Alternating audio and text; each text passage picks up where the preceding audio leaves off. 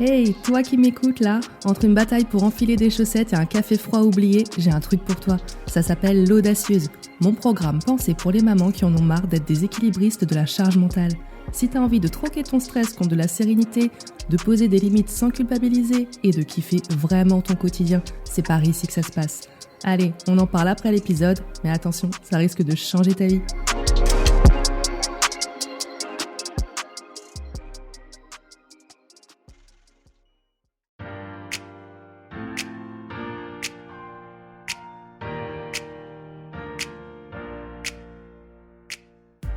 Bienvenue dans Enfin, je vous dis tout.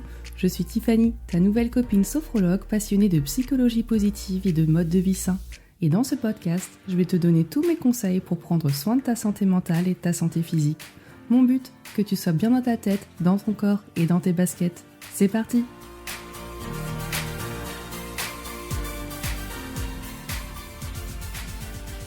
Et salut à toi! Aujourd'hui, on va parler stratégie. Pourquoi il faut avoir une stratégie quand on veut changer quelque chose, pourquoi il faut se fixer un objectif, pourquoi c'est ça qui va te sauver finalement, pour pas t'éparpiller dans tous les sens, et puis surtout pour atteindre ton but, atteindre ton objectif. Parce que c'est bien beau d'avoir une motivation de ouf au début, mais si au final, au bout de quelques jours, ça tient plus debout, c'est pas possible. Donc c'est ce qu'on va voir tout de suite. Donc si tu fais partie de ces gens qui veulent une vie plus zen, qui veulent faire des projets par milliers, qui veulent perdre du poids, qui veulent commencer à tout révolutionner dans son quotidien, mais que tu ne sais pas par où commencer, c'est normal. Mais j'ai une solution. La solution, c'est d'avoir une ligne directrice. C'est comme avec un GPS. Si tu veux essayer de changer de vie sans un objectif clair, c'est comme conduire sans destination. C'est pas possible. Si tu rentres pas d'adresse, tu vas partout et nulle part en même temps, quoi. Tu finis dans un cul-de-sac ou au McDo, quoi. Mais voilà. Il faut absolument avoir ton adresse. Où est-ce que tu veux aller et un objectif clair. Un seul à la fois, idéalement, ce sera plus simple, ce sera beaucoup plus précis, tu dépenseras beaucoup moins d'énergie et tu seras moins éparpillé dans tous les sens.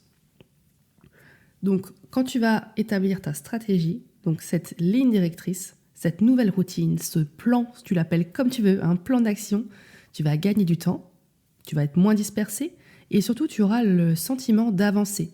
Parce que quand tu vas établir un plan, tu auras ton objectif au bout et tu vas mettre des sous-objectifs et des étapes. En gros, c'est comme ton plan dans une dissertation quoi, que tu faisais au lycée. Tu as un intro, développement, conclusion, quoi. C'est un petit peu le même truc, c'est d'avoir quelque chose qui soit structuré.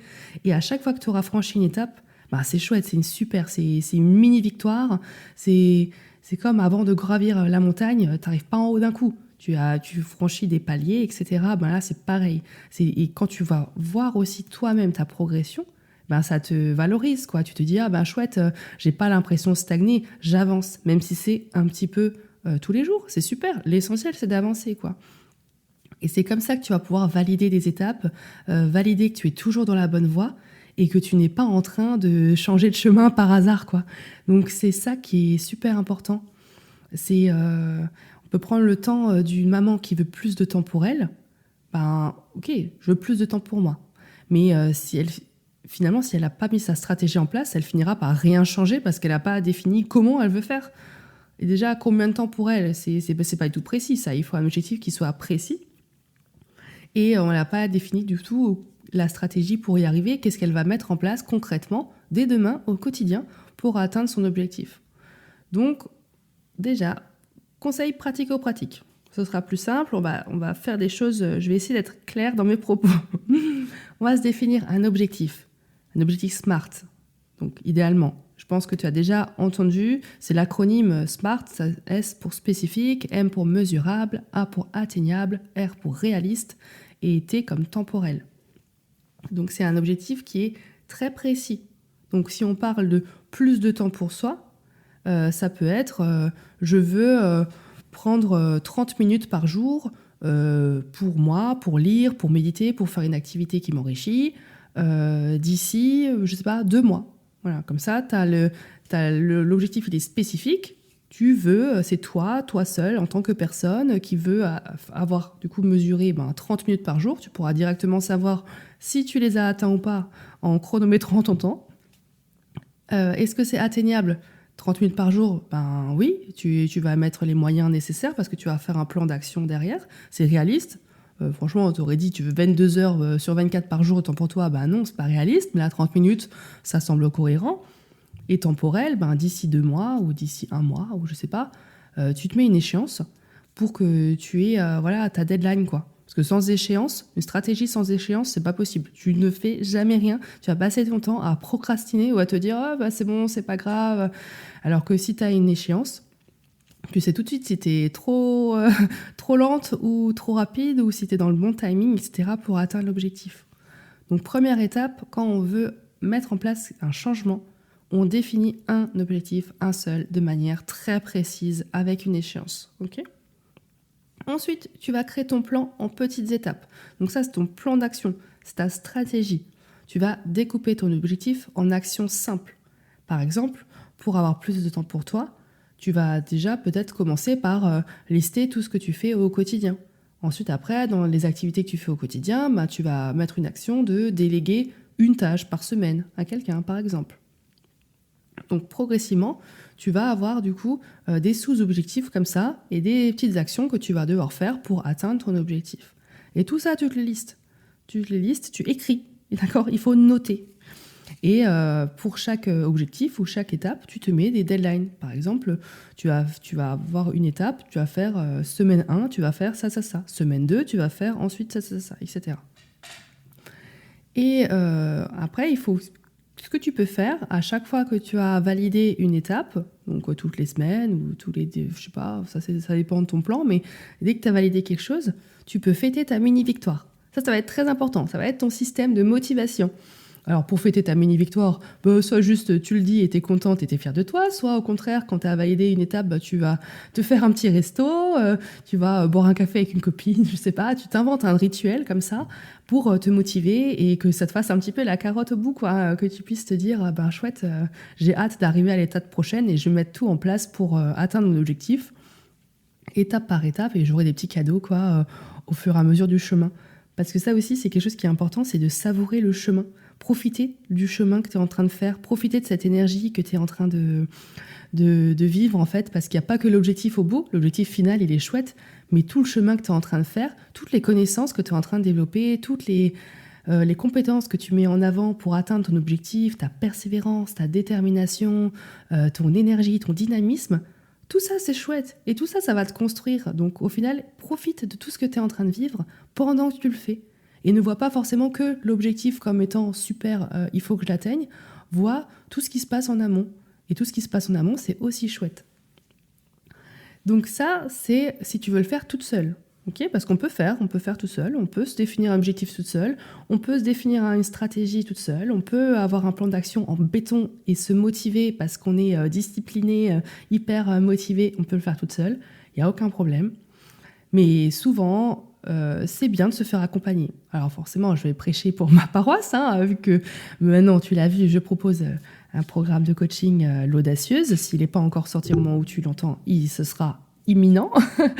Mais parce que tout seul, des fois, c'est difficile. Déjà, parce qu'on peut manquer de compétences et de connaissances.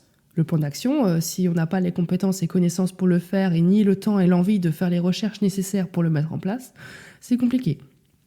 Donc on peut faire appel à un coach, à quelqu'un qui sait, qui connaît le plan d'action et qui pourra le personnaliser pour toi et toi seul, pour atteindre ton objectif et qui pourra le réajuster au fur et à mesure de ton cheminement et pour être sûr que tu sois toujours dans le bon rail et que tu te diriges dans la bonne direction pour pas perdre ton temps, pas t'éparpiller dans tous les sens. Donc ça, c'est le but. C'est le but d'un coach. N'importe qui, que ce soit moi ou quelqu'un d'autre, c'est le but. Même quand tu suis une thérapie avec un thérapeute, c'est ça, c'est pareil. Il y a un objectif, un but, quelqu'un qui t'accompagne et qui réajuste séance après séance pour être sûr que tu vas bien dans la bonne direction. Donc ça, au final, c'est vraiment ce qui peut te faire gagner beaucoup de temps ou t'empêcher de rater, d'échouer ou surtout de perdre la motivation au final. De baisser les bras, en fait. Quand tu as quelqu'un qui est derrière et que tu t'es engagé dans un chemin, tu vas au bout, quoi. Donc ça, c'est ce qui fait vraiment la diff. C'est aussi pour ça que moi, je vous ai déjà parlé de ma coach business Marine, du coup, qui m'aide à créer ce programme, l'Audacieuse. Et pourquoi j'ai choisi de faire appel à un coach ? Parce qu'il me manquait déjà les connaissances. Même si tout ce que je m'étais renseigné par moi-même, tout ce que j'ai vu sur Internet pour créer son programme, pour développer des compétences en marketing, etc., clairement, j'ai pas le temps, ni l'énergie, ni même la volonté de tout connaître moi-même.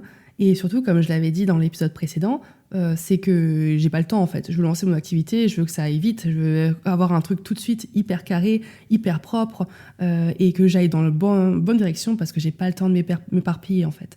Donc chacun a finalement ses envies et ses motivations et ses buts. Mais voilà, il faut aussi d'abord savoir qu'il y a d'autres gens qui savent mieux que nous, dont c'est la spécialité, qui sont formés et qui sauront nous guider mieux que nous-mêmes. Parce que si, l'avantage aussi de se faire accompagner, c'est qu'on a quelqu'un d'extérieur qui a du recul et qui peut voir notre vie sous un autre angle et nous donner des conseils, nous faire réfléchir sur nous-mêmes en fait, mais avec un autre point de vue, parce qu'on est toujours la tête dans le guidon tous, hein, on est tous à fond, le nez sur sur nos baskets, sur notre routine, et forcément, on voit pas des fois des choses qui sont évidentes, alors que quelqu'un d'extérieur, en 30 secondes, il aura vu le problème, et ça, je trouve ça ouf. Donc voilà un petit peu ce que je pouvais dire. Tu peux faire des choses toute seule, ne sois pas dérangée de ça. Tu peux commencer toute seule, tu peux te faire accompagner ensuite. Voilà, il y a 1000 possibilités. Mais la première chose de toute façon, ce sera d'avoir envie de changer, d'avoir envie d'atteindre un objectif, d'avoir un objectif qui soit clair, qui soit défini. Et après, la manière dont tu vas finalement mettre les choses en œuvre, en autonomie, avec quelqu'un, sur une longue durée, sur une durée très courte, avec des outils nécessaires, avec rien du tout. Enfin, ça, c'est toi qui verras.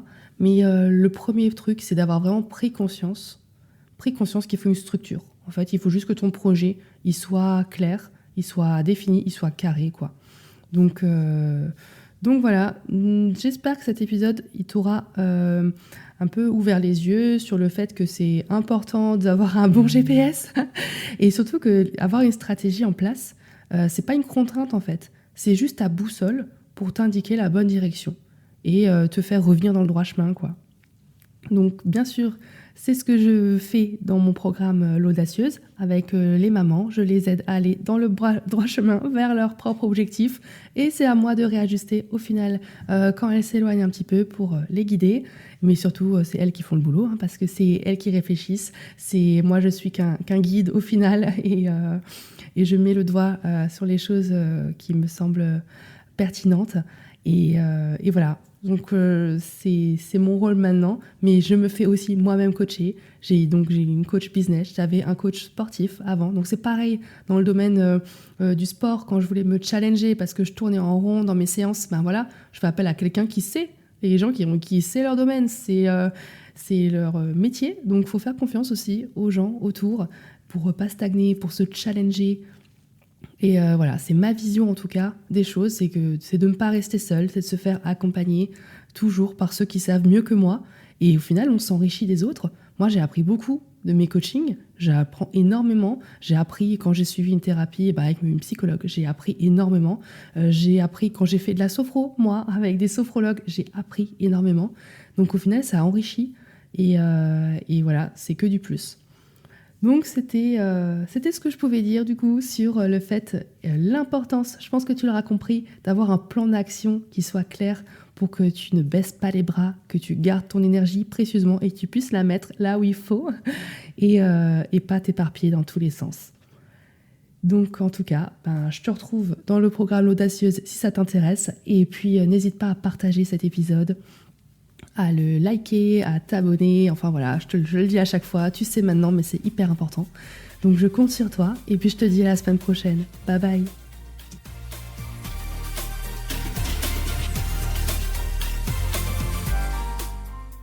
Avant de partir, n'oublie pas de t'abonner au podcast, de le noter avec 5 étoiles et de me rejoindre sur Insta et LinkedIn. Si tu veux qu'on travaille ensemble et me voir en consultation de sophrologie, je t'invite à me réserver un rendez-vous avec moi. Tu trouveras toutes les infos dans les notes. Bye bye.